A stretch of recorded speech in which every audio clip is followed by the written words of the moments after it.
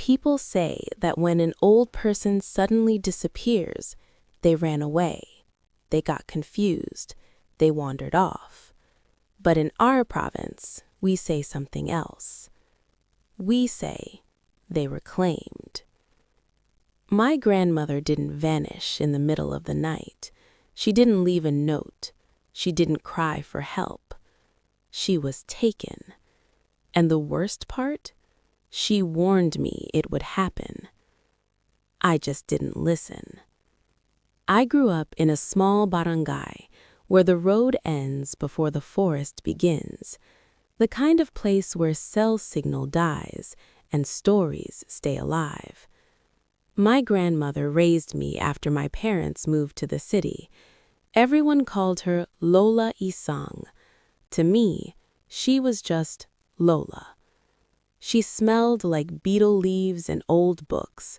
Her voice was always calm, too calm, especially when she talked about things people aren't supposed to see.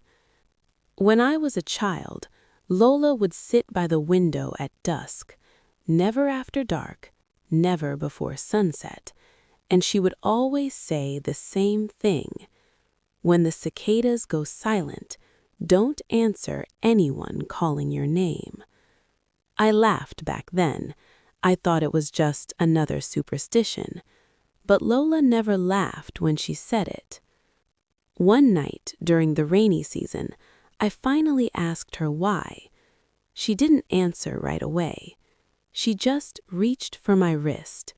Her grip was tight, too tight for someone her age, and she said, "Because once I answered." That was the first time she ever told me about the promise. When Lola was young, before she married my grandfather, she got lost in the forest. Not deep, not far, just one wrong turn.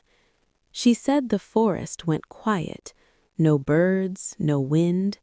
Then someone spoke her name, not shouted, not whispered, spoken normally, as if they had always known her. She followed the voice, and that's when she saw them, the encanto. Not monsters, not shadows.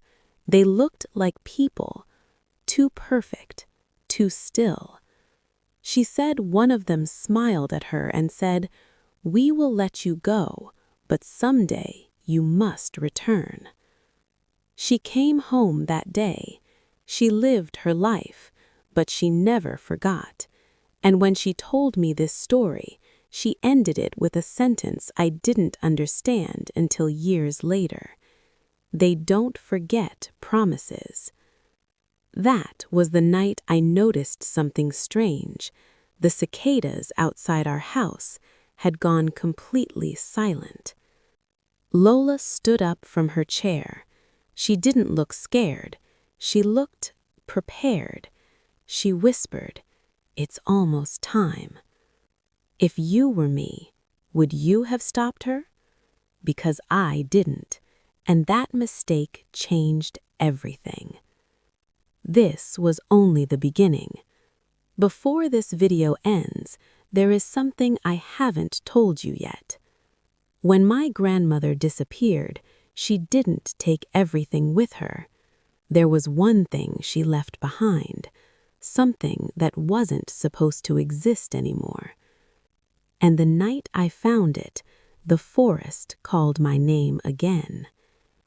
In the next part, I'll show you what was written in her final letter and why the elders begged me not to read it out loud.